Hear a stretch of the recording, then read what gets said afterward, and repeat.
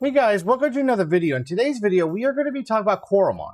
So yeah, I found this really cool article from The Gamer by Jared Weechie called Coromon, 8 Creatures That Should Be Pokemon.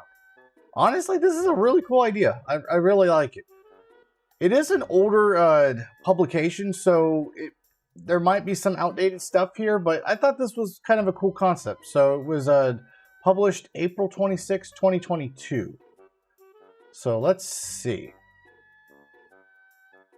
Their first choice, Armadon. I really like this design. Let's see what they got to say.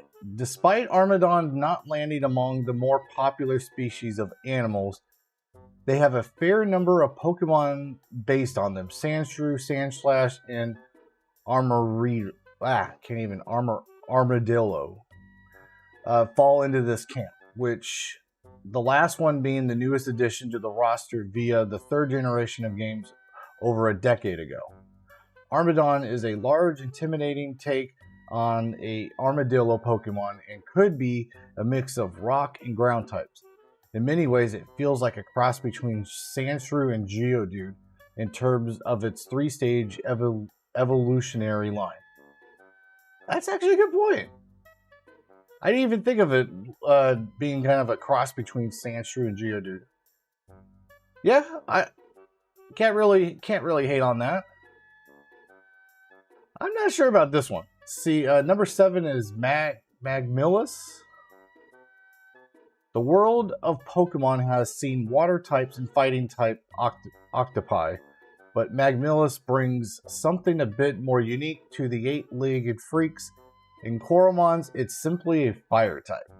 You know, that's right, it is a fire type, which is fun enough on its own, but its design feels psychotic, meaning it could easily carry a psychic secondary typing if it was ever brought over to the world of Pokemon.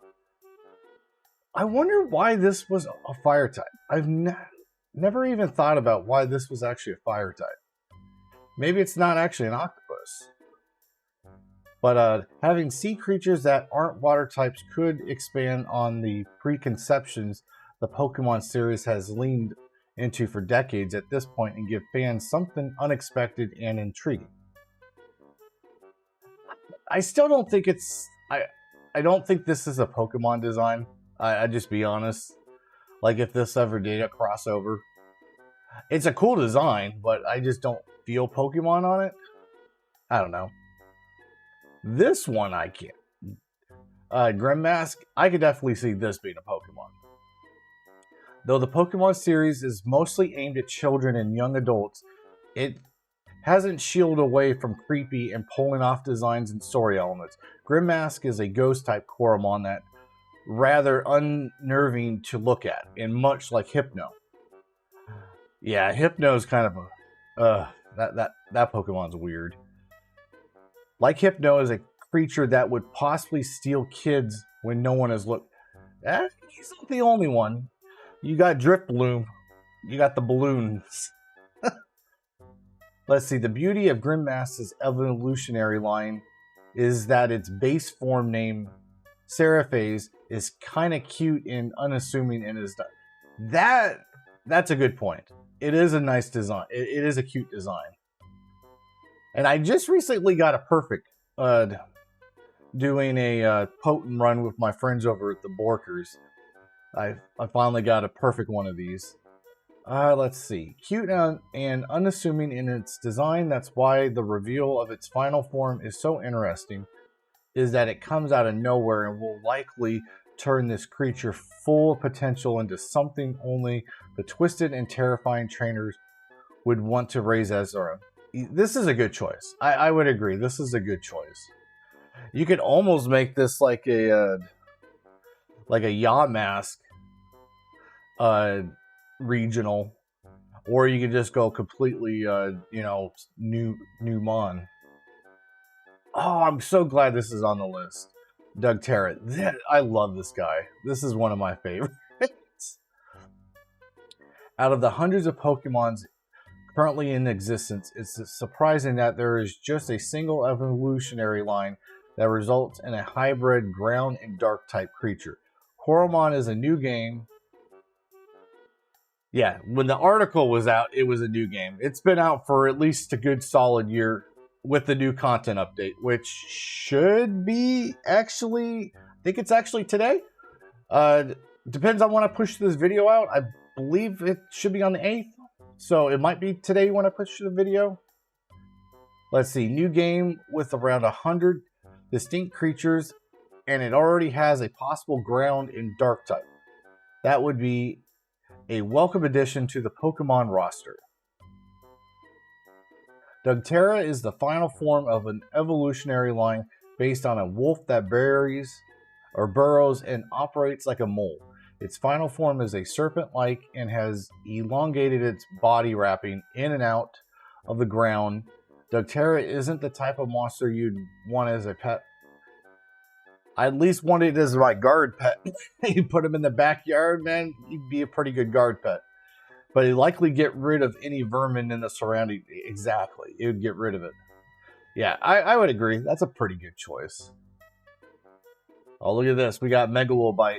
Yes, I can definitely see this as being I can almost see this as being a starter.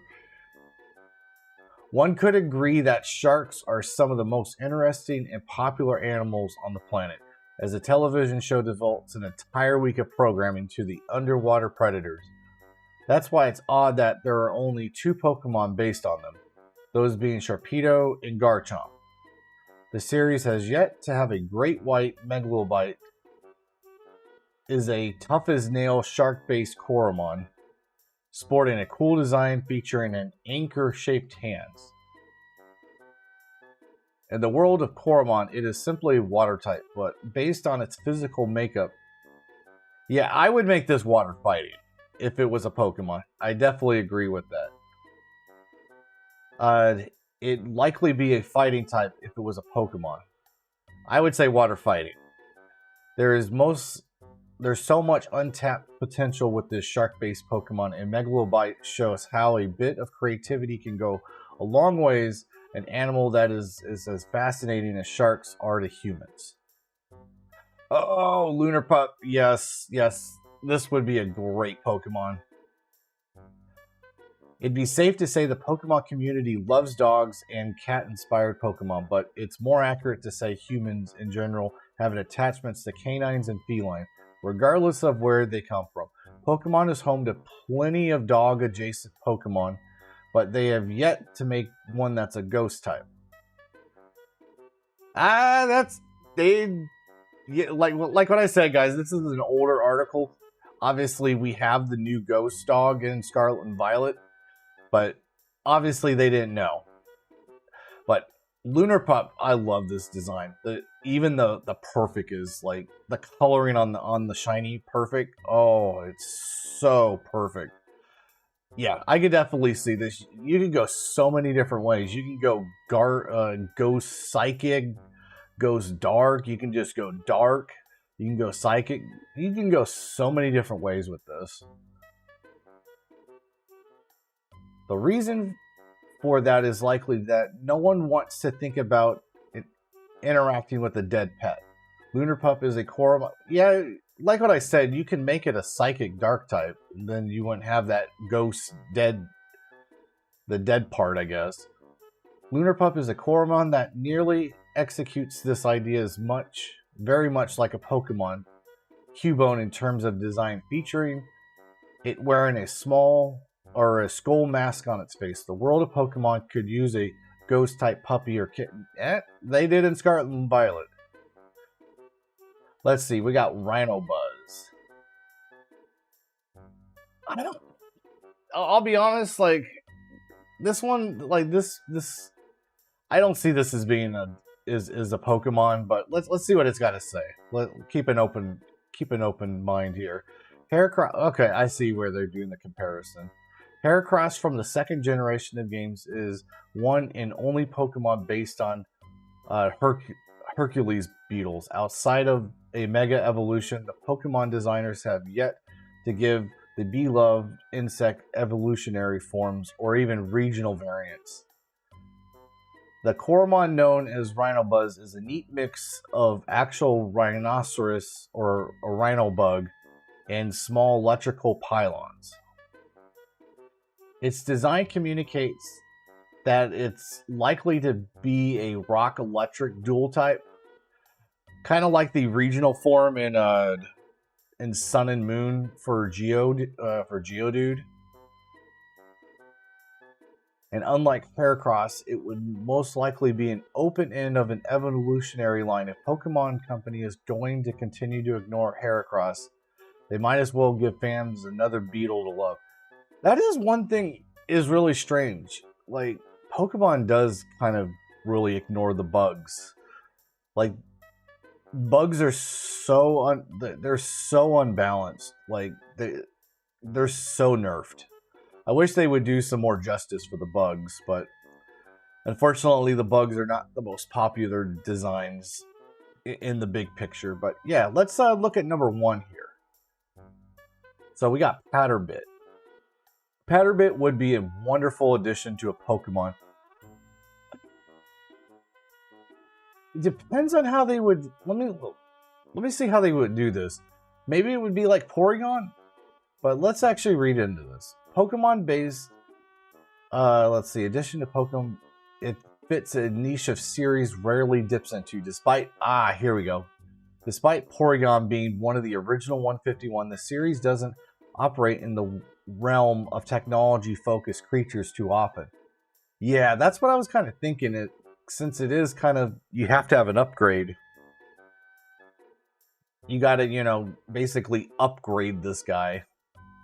This robotic bug has a unique design that communicates that both technology reliant, but also that it isn't imposing in terms of looks or power. Overall, its design is rather simplistic, which isn't an easy thing to accomplish when it comes to robotics and engineering.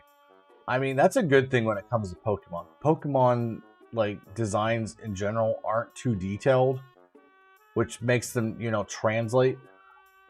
But honestly, I think they missed the mark. I think there's a couple of them, like this guy, the Rhino Buzz. I would have probably maybe replaced it with Swarmy. Like, let's be honest, Swarmy's like the god like the god Coromon.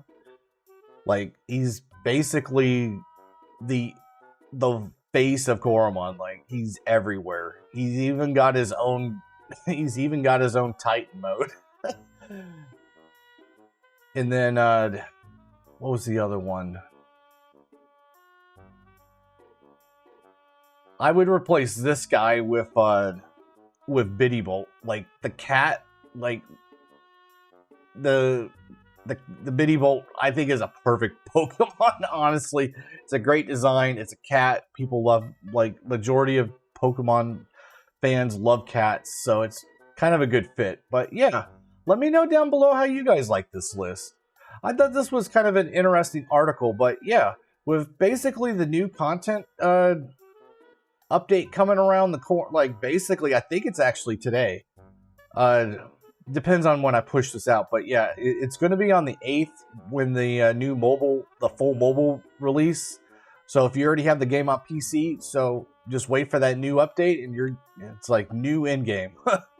But yeah, I do plan on playing a whole new Let's Play with the new content changes, because I definitely want to see it, in kind of a vanilla state.